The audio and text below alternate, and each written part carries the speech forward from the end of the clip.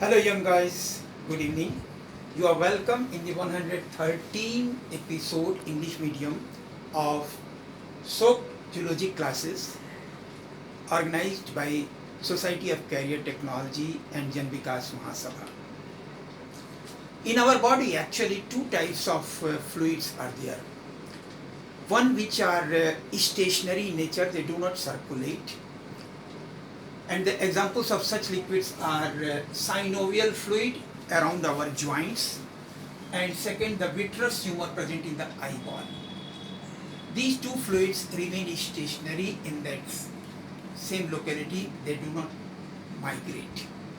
Whereas in all body cells, also in the cytoplasm, there is a streaming movement which is called cyclosis, and in multicellular organisms, for performing many functions, some circulating fluids are found which remain circulating all the time. The remaining circulating fluids in our body are blood, extracellular fluid which is present around the cells in the intercellular spaces, and the lymph. There are two types of systems in insects and other non-chordates. Blood starts from heart, passes through arteries and arterioles into the organs, but in the organs that blood gets is spread around the organs in open spaces which are called blood sinuses or lacunae. Then therefrom the blood comes back by the help of veins to the heart. This type of system is called open type of system.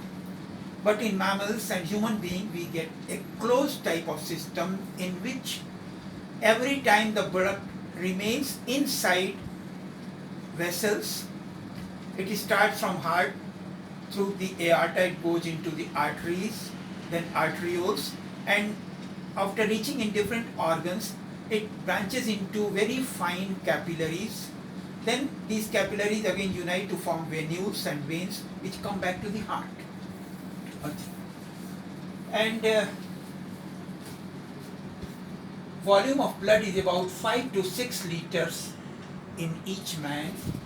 The taste of blood is slightly saltish. Color is, there is a slight difference in the color of blood running in arteries and veins. In arteries, the blood contains oxyhemoglobin, so it is bright red. Whereas taken from vein, there is less oxygen, more CO2, it appears dark red. In the textbooks of zoology in India, many times the veins are depicted in blue color.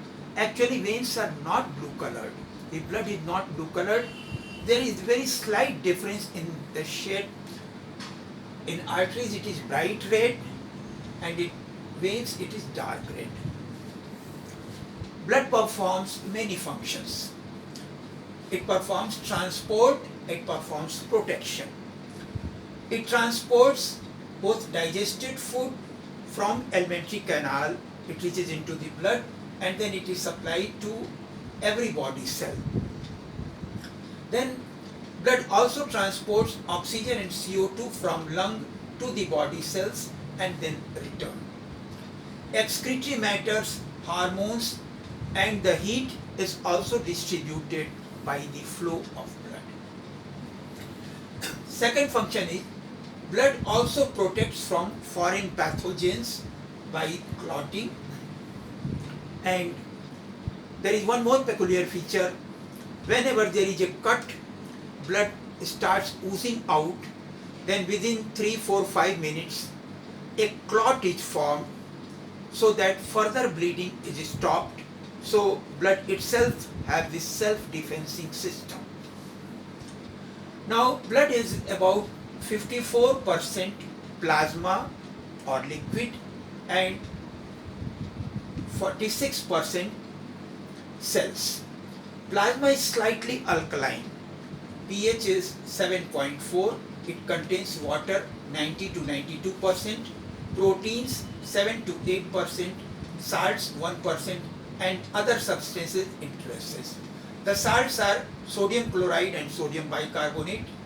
Along with that, blood also contains glucose, amino acids, albumin, globulin, fibrinogen, hormones, urea, etc. One more interesting thing is that if we remove fibrinogen from the blood, remaining blood is called blood serum. So sometimes you are asked the difference between blood plasma and blood serum. Blood plasma is simply the fluid besides the cells. It contains albumin, globulin, fibrinogen, NaCl, NaCO3, hormones, etc. Fibrinogen is responsible for clotting of the blood. But if we remove the fibrinogen from the blood plasma, the remaining fluid is called blood serum. Then sometimes when blood is flowing through the blood vessels, from the wall of blood vessels, WBC also have the property that it just contract and can pass through very small space and then come out from the blood vessel to the site of infection. This process is called diapedesis. So sometimes through small pores present in the wall of blood vessels, the part of blood besides the RBC and blood platelets, all the remaining part sometimes just trickle down from the wall of blood vessels and come down around the cells in the intercellular spaces. That is called extracellular fluid or the tissue fluid. Actually, this tissue fluid or extracellular fluid supplies different nutrients and oxygen, CO2 to the cells, and from these cells the excretory matters come down in the tissue fluid and then goes to outside. Then from these extracellular fluids, it cannot come back directly into the veins. There are some other vessels which are called lymphatic vessels or lymph vessels. So when this ECF flows through the lymph vessels or lymph glands, it is called lymph. The chemical composition of ECF and lymph is almost the same. But interesting thing is that lymph flows through separate lymphatic vessels and then it comes into the venous system and then to the heart itself. Now, the cells found in blood, they are also called formed elements. The blood contains plasma and formed elements or the cells. The formed elements are RBC, WBC and platelets. The number of the population of RBC is 5.4 into 10 to the power 6 in males individuals and 4.8 into 10 to the power 6 in females. In all other vertebrates, fishes, amphibians and reptiles, in the RBC we have nucleus. But in case of mammalian RBC, for accommodating much more hemoglobin, there is no nucleus. And the shape of RBC is very much similar to the poppins. So in the middle, the thickness is lesser, and in the periphery, the thickness is slightly more. So it is biconcave. Then there are platelets. Number of platelets may be up to 3 lakhs per millimeter cube or per cubic millimeter. It is very important for clotting of blood. Sometimes during viral dengue fever, the population of platelet is very much reduced. It may cause internal bleeding, or bleeding may start from the nasal chamber, etc., nostrils, which is very critical. At that time, platelet containing plasma is injected to the patient for survival. Then we have WBC. WBC are of two types: A granulocytes, which do not contain granules in their cytoplasm, and there are granulocytes which contain granules in their cytoplasm.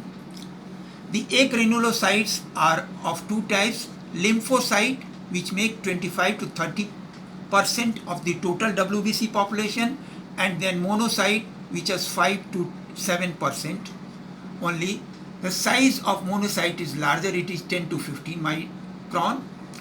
Lymphocyte, after being manufactured from bone marrow, come in blood circulation and their processing takes place. That processing takes place either in the thymus gland, then something happens in their biochemistry and their properties are changed, and then they come out in the blood circulation. Then they are called T lymphocyte. T lymphocytes divide to form phagocytic cells which engulf the foreign disease causing pathogens. On the other hand, another type of lymphocytes, their processing takes place in the bursa of Fabricius in the birds, so the name has been given. In the human being in adult, where its processing takes place exactly we do not know till date. But some other their properties are changed and they come into blood circulation, they are called B lymphocytes. B lymphocytes divide to form plasma cells, and these plasma cells then manufacture Y-shaped antibodies molecule which react with incoming foreign antigens and neutralize them or destroy them. The granulocytes, which have granules in their cytoplasm, they are of three types: eosinophil, which are 1 to 3%. Sometimes in nematode infection or in allergic condition, the population of eosinophil may increase for short period up to 40 to 60%. So they just attach with the wall of lung alveoli, and the expansion and contraction of lung alveoli becomes difficult, so expiration becomes difficult and a wheezing occurs. And there is basophils. The eosinophils have a spectacle-like nucleus similar to the spectacle mark of the cobra snake. Basophils, the nucleus is made up of 2 to 3 lobes. Their population is about 0.4 to 5%. Neutrophils have 60 to 70% population of the total WBC. They are made up of 4-5 pieces of nucleus. They also participate along with the lymphocytes in fighting with disease causing pathogens. So this was about the structure of blood. On the next turn we will talk about clotting of blood, blood group and physiology of the heartbeat. Thank you very much.